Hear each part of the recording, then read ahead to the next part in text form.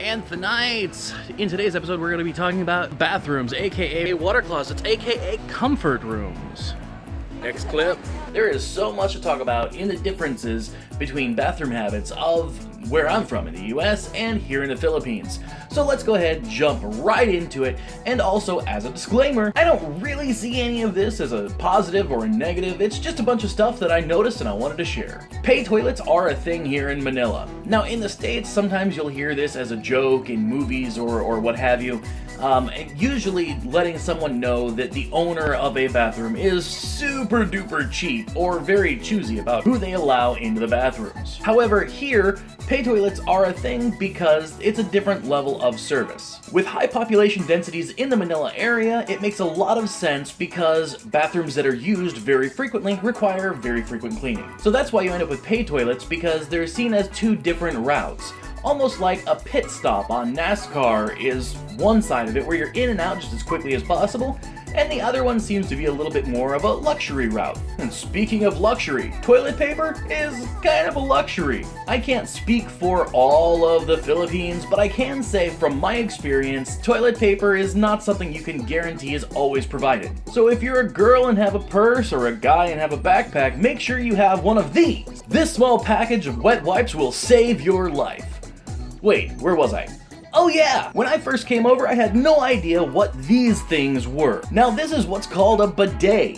Before moving here, I always thought of a bidet as a thing that was kind of attached to or already inside the toilet and sprayed your undercarriage. However, from my experience here, they're a little bit different. If you've never used one of these before, just remember, it's all about the angles and practice. While visiting a non-pay toilet, it's not uncommon to see that your toilet doesn't have a seat cover.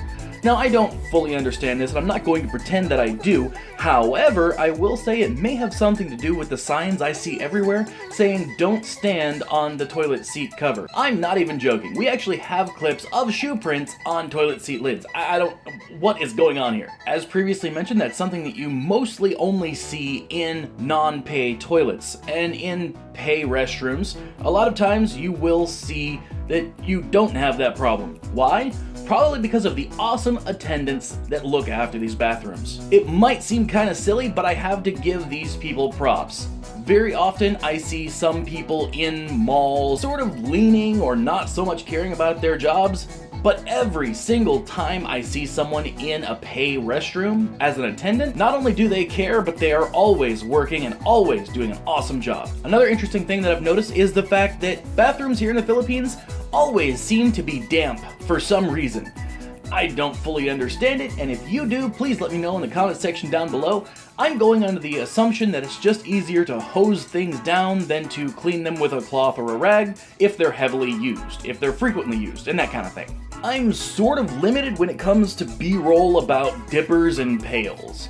This is something that's really hard for me to talk about because honestly, I know it's a thing, but I don't fully understand it, and I'm going to be leaning on people in the comment section down below to help fill myself and hopefully the rest of us in on what the deal is with these dippers and pails. It seems to me that the dipper and the large bucket or pail is sort of an answer to what happens if you need a bidet but don't have flowing or running water. But again, that's a guess. This has also come in use more than once when the flush isn't working. I don't know if I'm using that right, but yeah.